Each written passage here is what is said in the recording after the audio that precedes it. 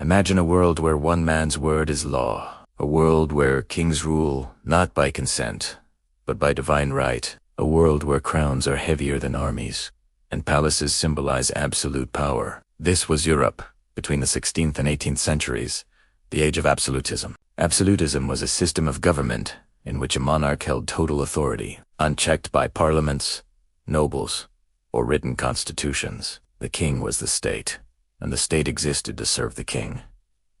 Absolutism did not appear overnight. It grew out of chaos and conflict. During the late Middle Ages, Europe was torn apart by religious wars between Catholics and Protestants, feudal rivalries among nobles, peasant uprisings, and economic instability. People wanted order, stability, and security. Kings promised peace in exchange for power. Slowly, monarchs weakened the nobility, centralized governments, and built professional armies, loyal only to the crown. Religion played a key role. Many monarchs claimed to rule by divine right, the belief that God himself chose the king. To oppose the king was to oppose God. The greatest example of absolutism was France, under King Louis XIV, known as the Sun King. Louis XIV ruled from 1643 to 1715, one of the longest reigns in European history. He famously declared, "L'état c'est moi," the empty state. Louis removed political power from the nobility by forcing them to live at his magnificent palace, Versailles. There, nobles competed for royal favor instead of plotting rebellion. Versailles was more than a palace, it was a symbol. Its gold, mirrors, and gardens proclaimed that royal authority was limitless. Louis built Europe's strongest army and expanded France's borders. He supported mercantilism, a system where the state controlled trade to increase wealth and power. Louis believed unity required one faith. He revoked the Edict of Nantes, persecuting Protestants and enforcing Catholicism and strengthening royal authority but weakening the economy. Spain practiced absolutism under kings like Philip II. The monarchy controlled religion, politics, and vast overseas colonies. However, endless wars and poor economic management led to Spain's decline.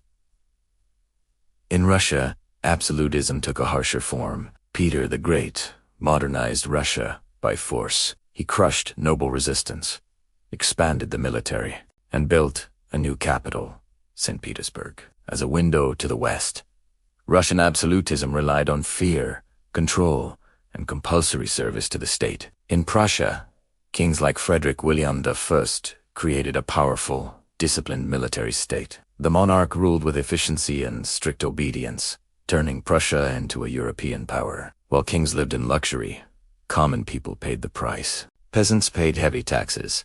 Serfs had little freedom. Parliaments were weak or ignored, and freedom of speech was limited. Yet, absolutism also brought stability after chaos. Strong national identity, law and order, and state-sponsored art and culture.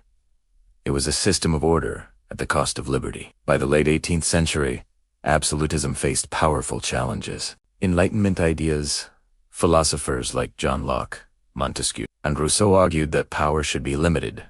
Government exists to serve the people, and liberty and rights matter. The ultimate blow came with the French Revolution. The people overthrew the monarchy, executed King Louis XVI, and declared that sovereignty belonged to the nation, not a king. Across Europe, absolutism began to collapse, replaced by constitutional governments, democracies, and republics. Absolutism shaped modern Europe. It built strong states, centralized power, and created national unibute. It also silenced voices, oppressed the masses, and concentrated wealth in royal hands. The age of absolute kings teaches us a lasting lesson. Power without limits invites resistance, from golden thrones to revolutionary streets. Absolutism reminds us that history is not just about rulers but about the people who eventually rise to challenge them.